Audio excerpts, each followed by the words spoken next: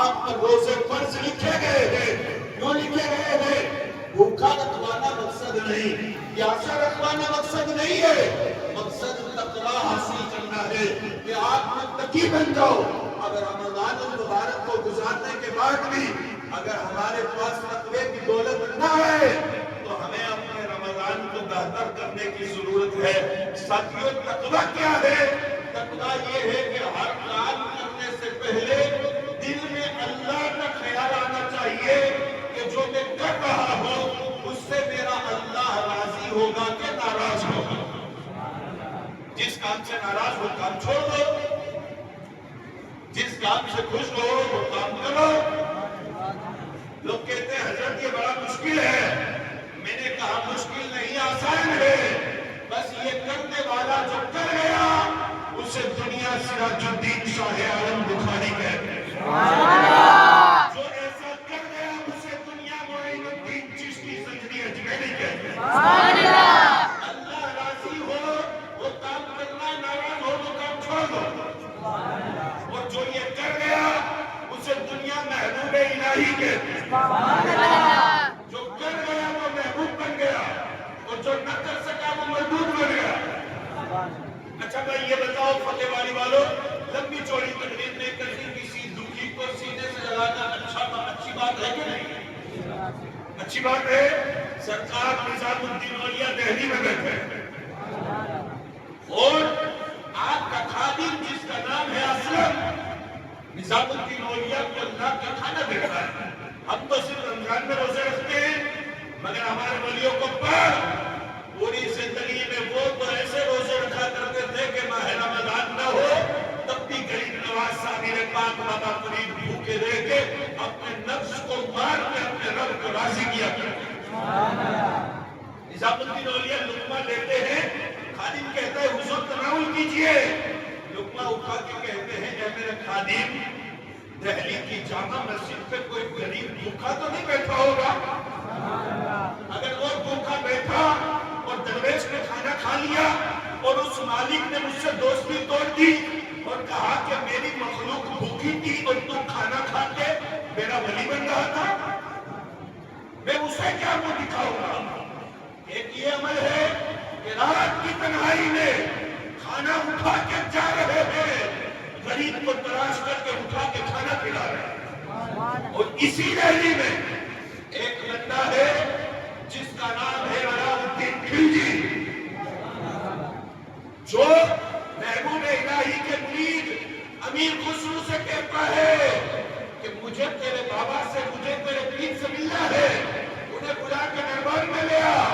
جب امیر خسرو آ کے کہتے ہیں حضرت آپ کو دہلی کے سلطان نے، ہندوستان کے سلطان نے بلایا ہے، آئیے دربار میں. نظام الدین اولیاء پھر آسمان کی طرف دیکھتے ہیں اور سوچتے ہیں غریب کو کھلانے سے وہ خوش ہوگا، سلطان کو ملنے سے وہ خوش نہیں ہوگا. تو کیا کہتے ہیں؟ کہتے ہیں امیر خسرو مجھے علاؤالدین خلجی سے ملنے کی کوئی ضرورت ہے ہی نہیں، مجھے نہیں ملنا. اللہ اکبر. جا کے جب علاؤالدین خلجی کے کان میں کہا کہ آپ سے ہمارے حضرت ملنا نہیں چاہتے، بڑا ہوشیار آدمی تھا، وہ جانتا تھا کہاں لڑائی لینی چاہیے کہاں نہیں لینی چاہیے. آج کا آدمی اپنی ماں میں زور آزماتا ہے، کمزور بھائی میں طاقت دکھاتا ہے.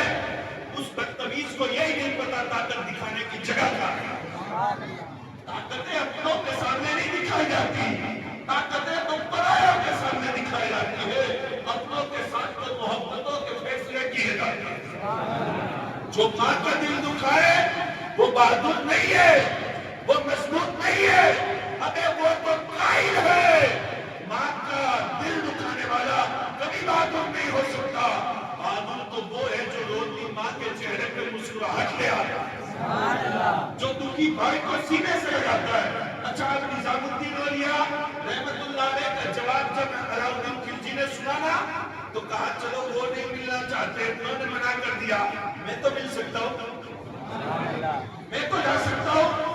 اللہ اکبر. پیغام بھیجا اور پیغام بھیج کے خدا نے لگا. نظام الدین اولیاء نے سامنے نوکر بھیجا اور نوکر بھیج کے کہا علاؤالدین خلجی سن، فقیر کی خانقاہ کے 2 دروازے ہیں، تو ایک سے آئے گا فقیر دوسرے دوسرے سے چلا جائے، مجھے ملنا ہی نہیں۔ پوری زندگی حضرت سرکار محبوب الہی سے ملنے کے لیے تڑپتا رہا، مگر آپ نہ ملے۔ اور ایک مرتبہ کسی آپ کے مرید کی میت پہ علاؤالدین خلجی آ گیا، وہاں نظام الدین اولیاء محبوب الہی بھی بیٹھے تھے۔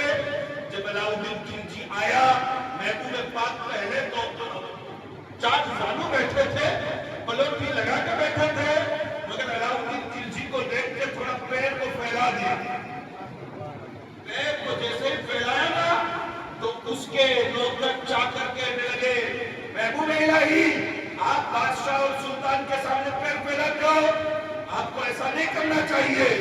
نظام الدین اولیاء کہنے لگے، اس کے سامنے پیر پھیلانے میں وہی شرماتا ہے جو اس کے سامنے ہاتھ پھیلاتا ہو۔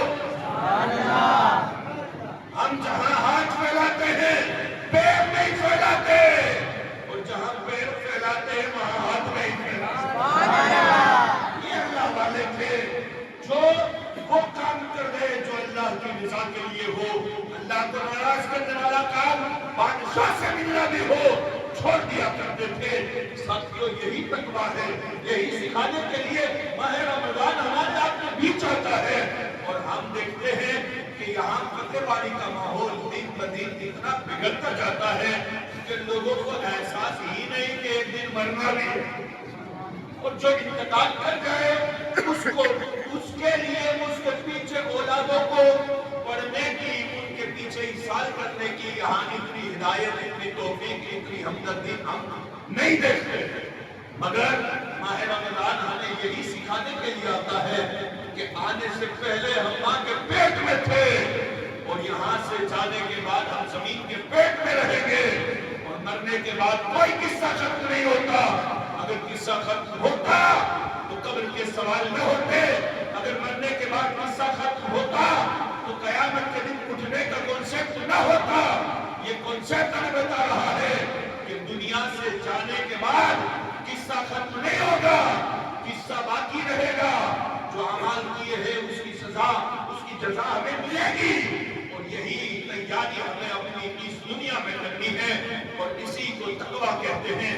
ساتھیوں اپنی نمازوں کی پابندی کیجئے، اپنے بڑوں کا احترام کیجئے، اور خاص کر کے ماہ رمضان میں تھوڑا دل بڑا کیجئے، اور جو آپ سے کمزور ہو اس کی مدد کیجئے۔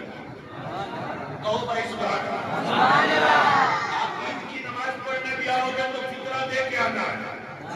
حضور نے فرمایا جو فطرہ نہ دے ہماری عیدگاہ کے قریب تک نہ آئے۔ اور آپ سمجھو گے کہ فطرہ کیا ہے؟ فطرہ لینے والا لے رہا ہے، وہ ضرورت مند ہے، اس کی مدد کرتے ہیں۔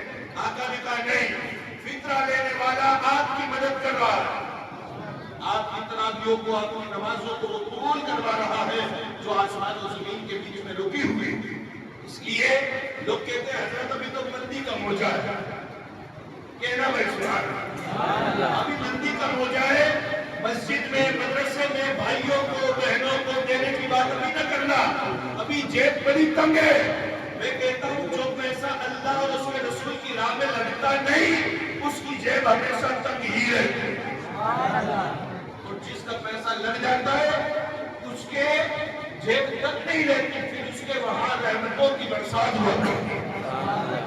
اس لیے مسجد کا خیال رکھنا ہے، اور آپ نے خیال رکھا ماشاءاللہ۔ ہمارے اس مسجد کے نوجوان لوگ آپ کے محلوں تک آتے رہے مسجد میں چندہ لینے کے لیے تاکہ جمع کر